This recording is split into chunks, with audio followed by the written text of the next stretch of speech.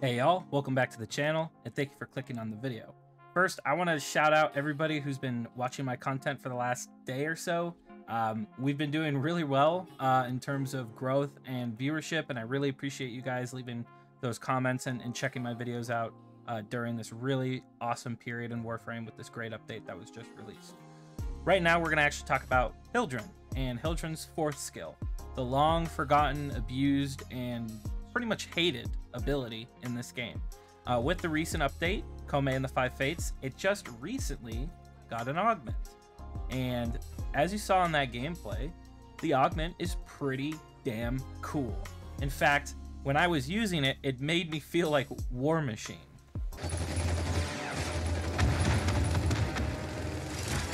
So yeah, Hildryn is super fun to play right now. Her fourth skill actually feels great to use and rewarding to play with. And with this build, you're going to be able to effectively completely own the Steel Path on your own with little to no effort, as you really are only casting 2 to 3 abilities at a time. You don't have to get out of your 4, you don't have to shoot your gun, you just have to use your frame. It's super simple. Let's get into the build. Before we can talk about the build and the mods I chose, let's first talk about the subsume ability I chose, and that would be Nullstar, Nova's first skill. Nova just recently got a rework. In fact, I made a video on it earlier yesterday on my channel. Be sure to go check that out. But one of the great things about this ability now is that it actually applies DR onto your shields, which is perfect for a Warframe like Hildryn. So while you're in the air, you aren't going to be taking as much damage, which means you're not going to be losing as much shields. Because if you play Hildryn, and if you don't know, Hildryn has no energy. All of her energy is tied with her shields. That's how she's able to cast abilities. So with this augment, you are now able to have effectively more EHP, but for your energy. How weird is that? It works out really well, and I had no issues when recording that video. Now, of course, I was only in there for about 5 minutes, but I can definitely tell that this build can go the length. It's very good. This is why we're using Nullstar. Now, my companion of choice is actually Nautilus, for one specific reason. I'm utilizing the mod Shivering Contagion. Now, Nautilus also comes with a mod innate to him called Cordon, and we'll get into that shortly when we actually go over the build. But Shivering Contagion is so great because it's another form of CC that combines beautifully with Hildryn's fourth skill. On cold status effect, 100% chance to spread that status to other enemies within 6 meters. So I'll quickly show how that looks. We've also went ahead and combined, that's Cordon right there. We also went ahead and combined gas. So you not only apply the cold, but you're also proccing the gas too. So when you strip their armor and they die, they're also leaving those gas clouds, which is allowing Cordon to be reset constantly thanks to a mod called Manifold Bond, which we'll get into shortly. But while you're in the air and spamming this, Cordon and Shivering Contagion with the Verglass is constantly grouping them up and applying those status effects, giving you basically infinite CC.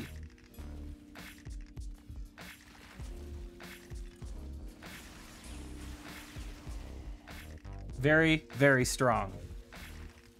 Gas and cold. Gas is great for the armor strip and the grouping. It's proccing Manifold Bond over and over again. And we have Shivering Contagion to enable us to have basically infinite CC, and it's another status to help Manifold Bond proc when we're killing everything with our Balefire. So right here, we have status damage, extra reach for the beam because the Verglass is a beam weapon, tons and tons of multi-shot. Now, it is a beam weapon, so the more multi-shot a beam has, the quicker those statuses proc, which means you're pretty much always at the max stacks of 10, which is really, really good. You want as much status chance as possible. You want to make sure that those statuses are on there all the time, no matter what.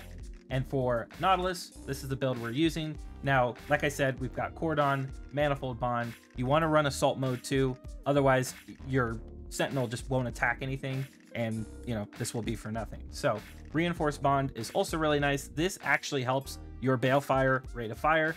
I would highly recommend using this. All you have to do is have at least 1200 max shields, on your companion or overshield. So obviously I have over 1200, so we're good. And we're also using Shield Charger, perfect mod for Hildryn as well as Guardian. It's pretty much impossible to run out of shields with this build. Now for Hildryn, this is the build we're using. We have 2 red shards, one's Tau, one's not. This is just to get me over the hump of armor strip. Now obviously I'd like to inject more red shards, but at this time I don't have the bile to remove the shards in other places because of course I'm working on all sorts of things and testing things out for this channel to make videos on because I enjoy doing it. So going to the Hildryn build, we have Corrosive Projection. This is obviously something I wouldn't run if I had enough strength elsewhere. Like I said, so we are using Corrosive Projection just to get us over that hump.